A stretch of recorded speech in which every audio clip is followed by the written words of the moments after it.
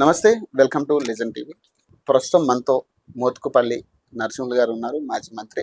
ప్రస్తుతం ఇక్కడ తెలంగాణ రాష్ట్రంలో జరుగుతుంది. ఒక పక్క నిరుద్యోగులకు సంబంధించి కానీ కొంతమంది దీక్షలు కూడా చేపట్టడం జరిగింది. ఇటీవల బక్కా జడ్సన్ గారి దీక్షకు కూడా ఆయన మద్దతు తెలపడం జరిగింది. సో ఇవన్నీ కూడా తెలుసుకునే ప్రయత్నం చేద్దాం. అసలు ఎటుపోతుంది, అసలు నిరుద్యోగులకు అనుకూలంగా స్పందన వచ్చే ఛాన్స్ ఉందా, రాదా అనేది ఇవన్నీ కూడా తెలుసుకునే ప్రయత్నం చేద్దాం. నమస్తే సార్. సార్, మీకు తెలిసే ఉంటుంది, ఇక నిరుద్యోగులు దగ్గరగా నెల రోజుల నుంచి కొట్లాడుతున్నారు తెలంగాణలో. ఇప్పటికొచ్చి కాంగ్రెస్ ప్రభుత్వం నుంచి కానీ సీఎం నుంచి కానీ ఎటువంటి స్పందన లేని పరిస్థితి. ఎట్లా చూడాలి సార్ దీన్ని? ఇంకెట్లా చూడాలంటే అసలు రేవంత్ రెడ్డి అనేటోడు ముఖ్యమంత్రి కావటమే ఈ రాష్ట్రానికి శని. అవగాహన లేనివాడు, అడ్మినిస్ట్రేషన్ తెలియనివాడు, వ్యవస్థాపరమైనటువంటి ఆలోచన లేనివాడు, ఒక సిద్ధాంతం లేనివాడు, బిజినెస్ రూపకంగానే దాన్ని మరి ఆయన ముఖ్యమంత్రి అయినటువంటి పరిస్థితి తప్ప ఏ రకమైనటువంటి ఆలోచన లేనటువంటి వ్యక్తి ముఖ్యమంత్రి కావటమే దురదృష్టం, బాధాకరం. ఇప్పుడు అడ్మినిస్ట్రేటర్ ఎట్లుంటాడంటే దాంట్లో కొంత త్యాగం ఉంటుంది, కొంత బాధ, తను అనుభవించిన బాధ ఉంటుంది. ఇతను ఏమనుభవించాడు? బాధ. రియల్ ఎస్టేట్ బిజినెస్ చేసి ఏకాంతంగా ముఖ్యమంత్రి అయ్యాడు. ఏం బాధ అనుభవించాడు ఆయన? అర్థం కాలే. అదేంటంటే కేసీఆర్ తిట్టేదే ఆయన పెద్ద సిద్ధాంతం అనుకుంటున్నాడు. 10 ఏళ్ళు అయినాక ఖచ్చితంగా ప్రభుత్వాలు మారుతాయి. ఎంత మంచి ప్రభుత్వాలు అయినా మారుతూనే ఉంటాయి. అదేం పెద్ద గొప్ప విషయం కాదు. ఒక మాట చెప్పాలంటే, ఎలాంటి అర్హత లేనివాడు కూడా ముఖ్యమంత్రి ఎవడన్నా అయిందంటే తెలంగాణ జిల్లాలో కానీ ఉమ్మడి ఆంధ్రప్రదేశ్లో కానీ రేవంత్ రెడ్డి. అర్హత లేదు ఆయనకి. అందుకని ఎవడి బాధ ఏమిటి? ఇప్పుడు మనిషి పుడితే మానవత్వం ఉంటే ఒక్క ముఖ్యమంత్రి లాంటి పదవిని ఇవాళ ప్రజలు నీకు ఇచ్చారంటే నీకు బుద్ధి ఉండాలి, కనీస జ్ఞానం ఉండాలి. విద్యార్థులు అంటే మన బిడ్డలే కదనే. అవును. దానికి కులం లేదు. అన్ని కులాల వాళ్ళు ఉంటారు, అన్ని వర్గాల వాళ్ళు ఉంటారు, అన్ని మతాల వాళ్ళు ఉంటారు. నిరుద్యోగులు అనే వాళ్ళకు కులం లేదు. బేసిక్గా ఒక నిమిషం, నిరుద్యోగులకు కులం లేదు. అటువంటి బిడ్డలని ఏంది ఆయన మీ పడుతున్న బాధ ఏమిటి? నన్ను ఏం చేయమంటారు? నిన్న మీరే కదా గెలిపించింది. 30 లక్షల మంది విద్యార్థులు మీరు త్యాగం చేస్తే కదా నాకు ఈ కుర్చీ దొరికింది. దొంగనైనా నాకు ఈ కుర్చీ దొరికింది అనే ఆలోచన ఉండాలా లేదా? మనిషి ఎప్పుడు ఉండాలి కదా, ఖచ్చితంగా ఉండాలి. మరి అది లేనప్పుడు ఏమనుకోవాలి ఆ వ్యక్తిని? ఇలా 2 నెలల నుంచి వీళ్ళు ఫైట్ చేస్తుంటే ఏమైతుంది? ఒక మంత్రివర్గం ఉపసంఘం వేసి కమిటీ వేసి తద్వారా ఏం జరిగిందో తెలుసుకొని విద్యార్థులను కూడా పిలుచుకొని, విద్యార్థి నాయకులను పిలుచుకొని గంటసేపు టైం ఇచ్చి ఆ సమస్యను పరిష్కరించడానికి ఏం పుట్టింది అసలు? ఇప్పుడు వీళ్ళు ప్రధాన రోగం పుట్టిందా అని నేను అడుగుతున్నా. ఇప్పుడు ఇంకోటి సార్, అంటే ఒక వినబ్బా, ఇప్పుడు పొద్దున్న లేచి ఢిల్లీ కురుకుతున్నాడు. ఇప్పటికో 100 సార్లు పోయిట్టు, 17 సార్లు 100 సార్లు పోయినట్టే లెక్క. ఒక ముఖ్యమంత్రి గంటల తరబడి రోజుల తరబడి ఢిల్లీలో అంటే ఈ అడ్మినిస్ట్రేషన్ ఏం కావాలి? చాతగానోడు కాబట్టి ఇన్నిసార్లు పోయినాం. రాజశేఖర్ ఇట్లా పోలే. మరి ఇన్నిసార్లు ఢిల్లీ పోతున్నావు అంటే నువ్వు చాతగానోడు, దద్దమని నేనంట. ఫోన్లలో పనులు కావాలి, నీ మీద నమ్మకం ఉంటే. హైకమాండ్ ను ఏదో మిస్గైడ్ చేసి వాళ్ళని ఏదో రకంగా మభ్యపెట్టి ఇక్కడ తన పంతం నెగ్గించుకునే ప్రయత్నమే తప్ప పార్టీకి ఉపయోగం లేదు. పార్టీ కూడా దీనివల్ల పార్టీ నాశనం అయిపోతా ఉంది. ఇతని వల్ల కాంగ్రెస్ పార్టీ ఏదైనా ఉంటే కూడా వినవా. కాబట్టి నేనేమంటా అంటే, పిల్లలు బాధపడుతుంటే తల్లిదండ్రి ఎవడన్నా చూస్తూ ఊరుకుంటాడా? గవర్నమెంట్ అనేది తల్లి తండ్రి. అవును. కాబట్టి ఇవాళ 2 నెలల నుంచి వాళ్ళు ఫైట్ చేస్తుంటే నిన్న కాక మొన్న గవర్నమెంట్ మార్చుకొని, గవర్నమెంట్ వస్తే మాకేదో మేలు అవుతుంది, మాకేదో నిరుద్యోగ భృతి వస్తుంది, మాకేదో ఉద్యోగాలు వస్తాయి, 2 లక్షల ఉద్యోగాలు అన్నాడు, దాంట్లో మాది కూడా వస్తుంది అని ఆశపడేటువంటి విద్యార్థుల బతుకులు ఏం కావాలి? కాబట్టి ఈ ముఖ్యమంత్రి వల్ల ఎవరికి మేలు లేదు. ఆయనకు, ఆయన కుటుంబ సభ్యులకు, ఆయన కులానికి తప్ప ఎవరికి మేలు లేదు. రెండోది ఏంటంటే, కామన్ సెన్స్ ఉన్న ఎవడైనా అసలు తెలంగాణ వచ్చింది ఎవరు తెచ్చారు? నేను నువ్వు తేలే. ఎవరు తెచ్చారు? ఇది విద్యార్థులు తెచ్చారు, నిరుద్యోగ యువకులు తెచ్చారు. దాంట్లో 1200 మంది చచ్చిపోయారు. బుద్ధిహీనుడా, ఆ 1200 మందిని ఒకసారి పిలవగలిగావా? ఆ 1200 మందికి మనిషికో ఉద్యోగం ఇవ్వలేకపోయావా? ఏం పుడుతుంది నీకు? ఆ 1200 మందికి ఉద్యోగాలు ఇస్తే ఆశీర్వాదం ఎంత ఉంటుంది? అవును. నిన్న చంద్రబాబు నాయుడు గారు గెలిచిన తెల్లారే పెన్షన్లు ఇచ్చాడు. అది కూడా 2 నెలల పెండింగ్ బిల్స్ తో కలిపి Right. 7,000 రూపాయల పెన్షన్ ఇచ్చాడు ఒక్కొక్కరికి. ఆయన స్వయంగా పంచాడు. అవును. సిగ్గుందా? నువ్వు నేర్చుకో. 16,000 టీచర్ పోస్టులు భర్తీ చేయడానికి నోటిఫికేషన్ ఇచ్చాడు. అవును. డిఎస్సి నువ్వు ఇక్కడ 20,000 30,000 ఖాళీలు ఉంటే 11,000 నువ్వు నోటిఫై చేస్తావు. ఇప్పుడు పోస్ట్ పోన్ కూడా చేసిర్రు ఆయన. అది కాదయా, ఏ రకంగా ఏమి మెగా డిఎస్సి పెట్టు, చంద్రబాబు నాయుడు గారు పెట్టారు కదా, నువ్వు అట్లా పెట్టు. మొగోడవు అయితే కొంతమందికి మేలు జరుగుతుంది. చదువుకొని రోడ్ల మీద తిరుగుతున్నారు, బీఈడీలు చేసి ఎంఈడీ చేసి ఇదంతా చేసి. మరి ఏం చేస్తున్నట్టు నువ్వు? ఎవరి కోసం ఉన్నది నీకు? ఇలా వాళ్ళు కోరే డిమాండ్లలో ఒక్కటన్నా కాని పని ఏదైనా ఉందా? జస్ట్ పోస్ట్ పోన్ చేయమంటారు కొన్ని అవును నోటిఫికేషన్ ఎగ్జామ్స్. అవును. ఏం దాంట్లో ఏమన్నా నొప్పా? పోస్ట్ పోన్ చేయమన్నది కూడా నీకు చేత కదా. 50 బదులు 100 విలువమంటారు. ఎవడైనా ఎన్నికైతాడు కదా, చదువుకున్నోడు అవుతాడు కదా. ఏం పుట్టింది నీకు? దాంట్లో వచ్చే నష్టం ఏంటి? ఏమండి, ఇవన్నీ ఏంటంటే నేను చెప్పేది ఏంటంటే, ఏ విద్యార్థులైతే ఏ నిరుద్యోగ యువకులైతే కష్టపడి కాంగ్రెస్ పార్టీని తెచ్చారో, మరి ఆనాడు చంద్రశేఖరరావును తరిమి కొడతారని చెప్పిండు ఎవరు? ఈయన రేవంత్ రెడ్డి. రాహుల్ గాంధీ తీసుకొచ్చి అశోక్ నగర్ చౌరస్తాను నిలబెట్టి మాట్లాడిచ్చిండు నిరుద్యోగ యువకులతోటి.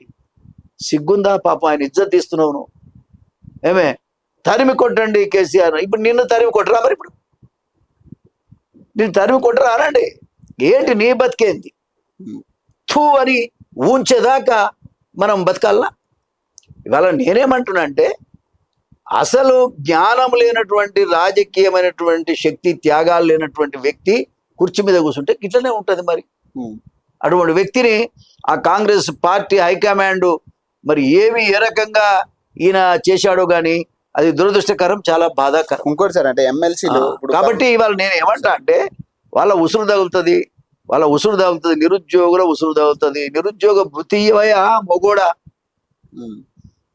1200 మందికి చనిపోయిన వాళ్ళందరూ ఉద్యోగాలు. అవును. ఇప్పుడు ఎవరైతే ఉద్యోగాలు లేవని బాధపడుతుండ్రో కనీసం 5,000 రూపాయలు నిరుద్యోగ భృతివు చెప్పినాయి కదా. అదే విధంగా రైతులకు 15,000 రూపాయలు ఇస్తానన్నావు, ఇవ్వు. ఇది రైతు బంధు. రైట్. దళిత బంధు 12 లక్షలు ఇస్తున్నావు, 10కి బదులు 12 లక్షలు ఇస్తానన్నావు. ఏది? అది అతి లేదు, గతి లేదు. అసలు నీ ప్రభుత్వం మరి 2,500 రూపాయలు ఇస్తానన్నావు, ఏదో 6 గ్యారెంటీలలో అదొకటి. అది ఏమై? ఏమండి, అదే విధంగా మరి సిలిండర్కి 5, ఇవన్నీ చిన్న చిన్న ముచ్చట్లు తమే. అసలు నువ్వు ఇస్తానన్నటువంటి రైతు బంధు 15,000 ఏమైంది? నువ్వు ఇస్తానన్నటువంటి పెన్షన్లు చంద్రబాబు నాయుడు గారు గంట మీద ఇస్తే నువ్వు 6 నెలలు అయినా ఏమై? 4,000 ఇస్తాను కదా, 2,000కే దిక్కులేదు తమ్ముడు, 2,000కే దిక్కులేదు. కాబట్టి ఇవాళ కళ్యాణ లక్ష్మి తులం బంగారం ఇస్తా అన్నాడు, అది లేదు. ఏమైంది? ఇంకా అమ్మాయిలకైతే స్కూటర్లు ఇస్తా అన్నాడు. స్కూటీలు ఆమెను మన ఎవరో ప్రియాంక గాంధీ తీసుకొచ్చి చెప్పించాడు. అసలు ఇంత అబద్ధాల కోరు, మరి చెప్పిన మాట మీద నిలబడకుండా ఇలాంటి మోసం చేసేటువంటి వ్యక్తి అవసరమా తెలంగాణకు? కాబట్టి తెలంగాణ ప్రజలు ఆలోచించుకోవాల్సి. కరెంట్ వస్తుందా? 24 గంటలు కరెంట్ లేదు. కరెంట్ ఏది లేదు, ఎక్కడ పడితే అప్పుడే పోతుంది. కొంచెం అభ్యంతరాలే కానీ కరెంటు పోతలేదు అంటాడు ఎవడు. అసలు బుద్ధి లేనటువంటి మనుషులు ఉన్నారు. అందులో ఉండే మంత్రులకు కూడా ఒక్కడికి కూడా బుద్ధి లేదా అనిపిస్తుంది నాకు. కనీసం ఈ తప్పో రైటో ముఖ్యమంత్రికి చెప్పొచ్చు కదా. కానీ అంటే ఎక్కువ శాతం మినిస్ట్రీ తీసుకున్న సీఎం కూడా ఈయన అనుకుంటా కదా సార్. అంటే ఒక పక్క విద్యాశాఖ మంత్రి, ఒక పక్క హోంశాఖ మంత్రి కూడా ఈయన ఏది నడపలేడు. అర్థం కాలే, ఏది నడపలేడు. ఆయన దగ్గర అన్ని శాఖలు పెట్టుకున్నాడు. ఇంకా 6గురికో ఏమో ఇవ్వాలి. అది ఇంకా అతి లేదు, నాకు గతి లేదు. మొన్న 5 రోజులు పోయి పండి వచ్చిండాడ ఢిల్లీలో. ఏం చేసిండో మనకు తెలియదు ఏమయ్యా. కాబట్టి ఇవాళ నేనేమంటున్నా అంటే, యాక్చువల్ చెప్పాలంటే రేవంత్ రెడ్డి ముఖ్యమంత్రి పదవికి అర్హుడు కాదు. నేను 10 మంది ముఖ్యమంత్రులు చూసిన, ఇంత చెత్త ముఖ్యమంత్రి నేను ఏడా చూడలేదు. 80 లక్షల మంది ఉన్న మా దగ్గర ఒక్క సీటు ఇరానా? దళిత వ్యతిరేకితను. ఏరా మాదిగలు 80 లక్షల మంది ఉంటే ఒక్క సీటుకే లే వాళ్ళు పాపం ఎంత అంటే ఏదో రకంగా కాంగ్రెస్ పార్టీని తెచ్చుకోవాలని తెచ్చుకున్నారు. ఉమ్, నెత్తి మీద కుంపటి పెట్టుకున్నట్టు ఉంది వాళ్ళు. ఉమ్. అంటే కాబట్టి వాళ్ళు నేనేది ఏంటంటే బీసీలకు ఒక పార్లమెంట్ సీట్ ఇయ్యాడు, మాదిగలకు ఒక పార్లమెంట్ సీట్ ఇయ్యాడు. మొత్తం సీట్లన్నీ తన కులానికి తన మనుషులకు, అది కూడా బాగా డబ్బున్న రేట్లకు, పాపం పేద రేట్లు కూడా కాదు. ఉమ్, పార్టీలో పనిచేసే వాడికి ఎవరికన్నా ఇస్తే కూడా సంతోషపడదాం, కష్టపడ్డారు కాబట్టి. కానీ డబ్బులు 1000 కోట్ల ఎవరి దగ్గర ఉంటే వానికి అమ్మేసుకొని టికెట్లు ఇస్తుంది. ఇవాళ ఒక్క బీసీ పార్లమెంట్ పోలేదు, ఒక ఎస్సీ మాదిగ కులస్తుకు సంబంధించిన ఒక్కడు కూడా పార్లమెంట్ పోయే పరిస్థితి లేదంటే నీ మనస్తత్వం ఎట్లుంది, నీ రంగు రూపం ఎట్లుంది. చివరికి ప్రజలు వాత పెట్టారు కదా, ముడ్డికి కర్రుతో కాల్చి పెట్టారు. 8 సీట్లు వచ్చినాయి. అవును. నాకు 14 వస్తాయి, నాకు 15 వస్తాయి, ఏమే ఇది రెఫరెండం అని చెప్పాడు. సిగ్గుంటే వెంటనే రాజీనామా చేయాలి కదా. Where is the referendum? నువ్వు ఎక్కడ ఫాలో అవుతున్నావు? నీకేం నీతి ఉన్నది? ఎందుకు దాని మీద నువ్వు కట్టుబడి లేవు? రెఫరెండం అనే దానికి ఇప్పుడు పార్టీ మారిన వాళ్ళు కూడా ఇప్పుడు మళ్ళీ జాయిన్ చేసుకునే పరిస్థితి అయితే కనపడుతుంది. ఈ రోజు ఒకసారి ఎవడు చేరినా నేను ఒక మాట చెప్తున్నా, వచ్చే ఎన్నికల నాటికి ఒక్కరికి కూడా డిపాజిట్ రావు. అలాగే సార్, రేవంత్ రెడ్డి నాయకత్వంలో ఒక్కడికి బుద్ధి ఉండాలి. అతని దగ్గర పోయేందుకు ఏమున్నా ఆయన దగ్గర ఎందుకు పోతున్నా పోయేవాళ్ళు? ఏ పార్టీలో గెలిచినా ఆ పార్టీలోనే ఉండాలి, కొట్లాడాలి, మళ్ళీ గెలవాలి మొగోళ్ళు అయితే. అంతేగాని ఏం తగులబడదా ఆయన దగ్గర? ఏమైనా నీతి ఉందా, నిజాయితీ ఉందా, త్యాగం ఉందా, ఏమున్నదని ఈ ఎమ్మెల్యేలు కూడా అడుగుతురో నాకు అర్థం కాదు. ఈ రోజు అర్ధరాత్రి 6 ఎమ్మెల్సీలు జంప్ అయ్యారు. ఏం సార్ అంటే ఈ సెక్టర్ ని ఎలా చూడొచ్చు అంటే? ఇప్పుడు ఇదంతా కూడా సార్, విలువలు లేని వాళ్లకు టికెట్లు ఇవ్వటం ఏ పార్టీదైనా తప్పు. విలువలు లేని వాళ్లకు టికెట్లు ఇవ్వద్దు. అదే పేదోడికి ఇచ్చింటే పట్టుబడి ఉంటారు. అవును. ముడ్డి బలిసినోనికి, డబ్బున్నోనికి, బిజినెస్ దారుడికి టికెట్ ఇస్తే గిట్టే ఉంటది. మరి ఏం చేస్తాం చెప్పు? నీతి గలవాడికి ఒకడన్నా బతకగలుగుతాడా ఇప్పుడు? కరెక్టే. అంటే ఇంకోటి అంటే పార్టీ మారిన వాళ్ళు పార్టీకి రావద్దు మళ్ళీ నన్నే అడిగారా డబ్బులు? నా జీవితంలో లంచం అంటే తెలియదు. నా జీవితంలో ₹1 ఇట్లా ముట్టుకున్నది లేదు నేను. నా జీవితంలో 30 ఏళ్ళు ఎమ్మెల్యే, ఒక దళితుడిగా ఇండిపెండెంట్ గెలిచాను. అవును. నాకు టికెట్ అనే అంటే డబ్బులు అడిగారు 10 కోట్లు. అంటే దీన్ని బట్టి ఏం అర్థం ఏచి ఈ కాంగ్రెస్ పార్టీ పాపం ఆ పైనున్నోళ్ళు మంచోళ్ళు అయినా దాన్ని నిర్వహించే రాష్ట్రాల పెద్దలు ఇట్లా ఉంటే ఎట్లా నడుస్తుంది ఆ పార్టీ? కాబట్టి ఇదంతా మురికి ఉన్నది. ఇది చాలా దురదృష్టకరం, చాలా బాధాకరం. మరి వాస్తవంగా చెప్పాలంటే నేను కాంగ్రెస్ పార్టీలోనే కొనసాగాలని అనుకున్నా జీవితం అంతా. ఇట్లా నడుస్తా ఉంది, ఏం చేయాలో అర్థం కాక కొట్టుమిట్టాడుతున్నాడు. మరి ఏంటి సార్ నెక్స్ట్ కార్యాచరణ ఏంటి మీది? నా కార్యాచరణ సంగతి దేవుడు ఎరుగు. ఇప్పుడు విద్యార్థులు, నిరుద్యోగ యువకులు వాళ్ళ సమస్యలు పరిష్కారం చేయాలని నేను కోరుతున్నా. విద్యార్థుల పక్షాన నేను ఒక స్టూడెంట్ లీడర్ గానే ఎమ్మెల్యే అయ్యా. అవును. డైరెక్ట్ స్టూడెంట్ ఉస్మానియా యూనివర్సిటీ నుంచి డైరెక్ట్ గా నేను ఎమ్మెల్యే అయ్యాను. అప్పటికే నేను కాలేజీ ప్రెసిడెంట్. కాబట్టి ఒక విద్యార్థి నాయకుడిగా గతంలో పనిచేసినటువంటి వ్యక్తిగా ఇప్పుడున్నటువంటి స్టూడెంట్స్ కి, యువకులకి నా పూర్తి అండదండలు ఉంటాయి. ఎక్కడ ధర్నా జరిగినా, ఏది జరిగినా నన్ను పిలువండి, నేను వస్తా, నిలబడతా, మీకు మద్దతుగా కూడా చెప్తా. మళ్ళీ అంటే ఏ దానికైనా నిలబడతా. సార్ మళ్ళీ స్టూడెంట్స్ ను వాడుకుని రాజకీయం చేస్తున్నారు అనేది ఎంతవరకు కరెక్ట్ సార్ ఇప్పుడున్న పరిస్థితుల్లో? అంటే ఒక బల్మూరు వెంకట్ కావచ్చు, లేదా నేను ఒక మాట చెప్పనా సార్, స్టూడెంట్స్ ని వాడుకోకపోవటం కంటే విద్యార్థుల యొక్క, స్టూడెంట్స్ యొక్క బాధను అర్థం చేసుకున్నాడు ఎవడైనా వాళ్ళ పక్షాన నిలబడతాడండి. రాజకీయ పార్టీలు లేకుండా ఏ పని సమస్యల పరిష్కారం అయితే చెప్పరాదు. ఎప్పుడైనా ఎవరైనా నిలబడతారు కదా. కాబట్టి దాంట్లో తప్పేం లేదు. కాకపోతే విద్యార్థులు, యువ నాయకులు మాత్రం ఒక టీముగా ఏర్పడి ఒక జేఏసీ ఏర్పాటు చేసుకొని తద్వారా ఆ మూమెంట్ ఎట్లుండాలో వాళ్ళు నిర్ణయం చేస్తారు. నిర్ణయం చేసిన దానికి రాజకీయ పార్టీలు సపోర్ట్ ఇస్తారు. దాన్ని తీసుకోవడం తప్పేం లేదు. మరి వాళ్ళు ఒంటరిగా కూడా చేయలేరు కదా. అంటే నిన్న తీన్మార్ మల్లన్ కూడా చెప్పేది ఏంటంటే, లెటర్ రాశాను నేను ఆల్రెడీ హైకమాండ్ కి, దానికి రిప్లై కోసం ఎదురు చూస్తున్నా అని చెప్తున్నాడు. మరి అంటే ఈ జనరేషన్ లో, ఫోన్లు వాడే ఈ జనరేషన్ లో, మెయిల్ చేసే జనరేషన్ లో లెటర్ రాశా అని చెప్తున్నాడు ఒక ఎమ్మెల్సీ. మరి ఎట్లా చూడొచ్చు దీన్ని? నీకు ఒక మాట చెప్తా, తీన్మార్ మల్లన్ అనేట ఆయన పోరాట వీరుడు, దాంట్లో మనకు కాదనిలే. మొన్ననే కదా గెలిచిండు, మొన్ననే 3 రోజులు కాలేదు. రెండోది ఏంటంటే ఆయన ఖచ్చితంగా పోరాటం చేసే నాయకుడే, దాన్ని మనం కాదనలేము. అదే విధంగా జడ్సన్ కూడా ఆయన ఇవాళ నేను చూసిన తర్వాత ఎంత పకడ్బందీగా ఎంత ధైర్యంగా ఉన్నాడో. ఆయన ఫిజికల్ హ్యాండిక్యాప్డ్ పాపం, అవును. యాక్సిడెంట్ అయిందట. నేను ఆయన దగ్గరికి ఫస్ట్ టైం పోయాను, ఫస్ట్ టైం కూడా చూస్తున్నా. నేను ఒక్కసారి ఎప్పుడో చూశాను, ఇది సెకండ్ టైం ఆయన చూడటం. ఎంత ఇన్ఫర్మేటివ్గా ఉన్నాడంటే అంత ఇన్ఫర్మేటివ్గా ఉన్నాడు, అంత చక్కగా మాట్లాడుతున్నాడు. ఇవాళ 4 రోజులు అయిపోయింది, ఆమె నిరాదీక్ష చేస్తున్నాడు. ఆయనకి ఏదన్నా అయితే మాత్రం గవర్నమెంటు తాగిన మూల్యం చెల్లించక తప్పదు. రేవంత్ రెడ్డి గారు, నేను చెప్తున్నా, ఒక దళిత యువకుడు, నాయకుడు, అతని పార్టీ నుంచి బయటకు పంపించినావు, అర్థం కాలే. మా జాతి మొత్తాన్ని ఉసురు పంచుకుంటున్నావు. ఏ పరిస్థితిలో కూడా రాబోయే తరాలు కూడా నీకు తగిన విధంగా గుణపాఠం చెప్తారు. నేను ఇప్పుడే చెప్తున్నా, నువ్వు సరి చేసుకోవాల్సిన అవసరం ఉంది, నీ బుద్ధిని సరి చేసుకో. ఏం కావాలన్నా నువ్వు ముఖ్యమంత్రి అయ్యావు, చిటుకు చిటుకు చిటుకు నీకు నువ్వే తిరుగుతున్నావు తప్ప ఎవడు నేను కావాలని కోరు. 6 నెలలకే నీ రూపం ఏందో, నీ మనసు ఏమిటో అర్థమైపోయింది కదా. 6 నెలల్లో 8 సీట్లు వచ్చాయి, సిగ్గు లేదా నీకు?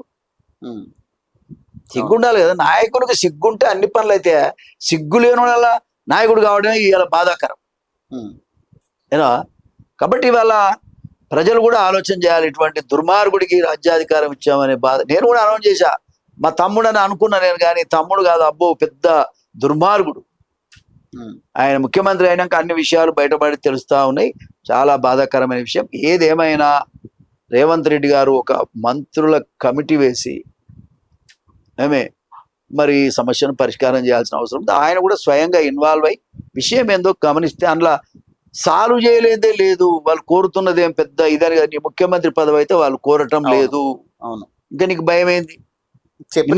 నీ ముఖ్యమంత్రి పదవిని కాపాడుకున్నందుకు ఎమ్మెల్యే అందరూ కొనుక్కుంటున్నావు. నువ్వు కొనుక్కుంటున్నావు.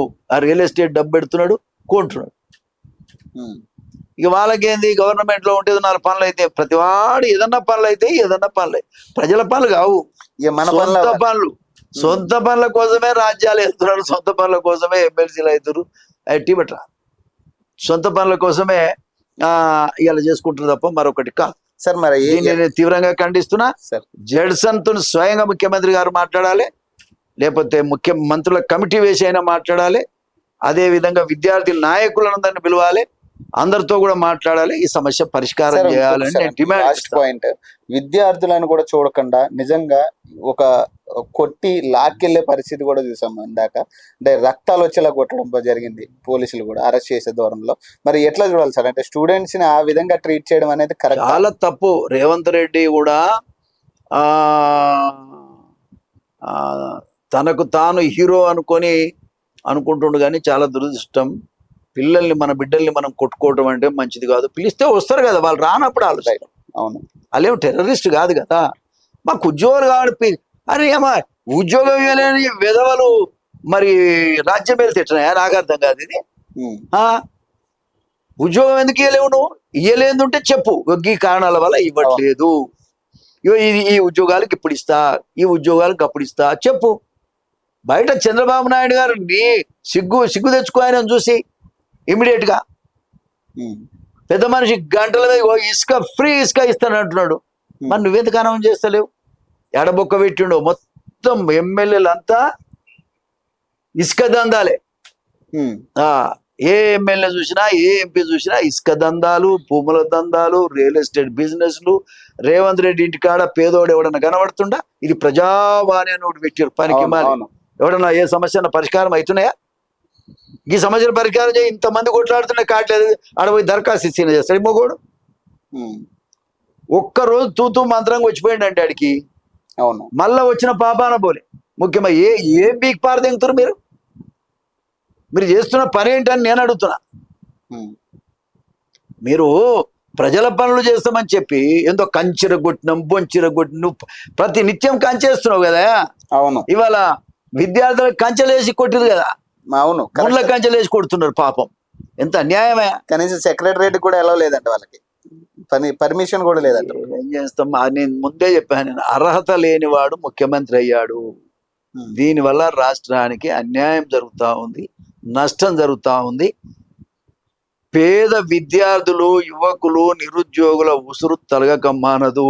వెంటనే నిరుద్యోగ భృతిని ఇస్తానన్నావు రేవంత్ రెడ్డి గారు, నిరుద్యోగం 5,000 4,000 కాదు 5,000 ఇవ్వాలి బిడ్డ. నువ్వు ఎవరి కోసం ఇస్తావా? ఎందుకు నువ్వు ఆడ కూర్చున్నావు? నువ్వు అసలు నాకు అర్థం కాదు. చేయలేనుడు చేయలేనుడు దీపో. కాంగ్రెస్ పార్టీ బ్రహ్మాండంగా బతుకుద్ది ఈ రాష్ట్రంలో. నువ్వు దీపోతే నీకు అనుభవం లేదు, పార్టీని కాపాడే శక్తి లేదు.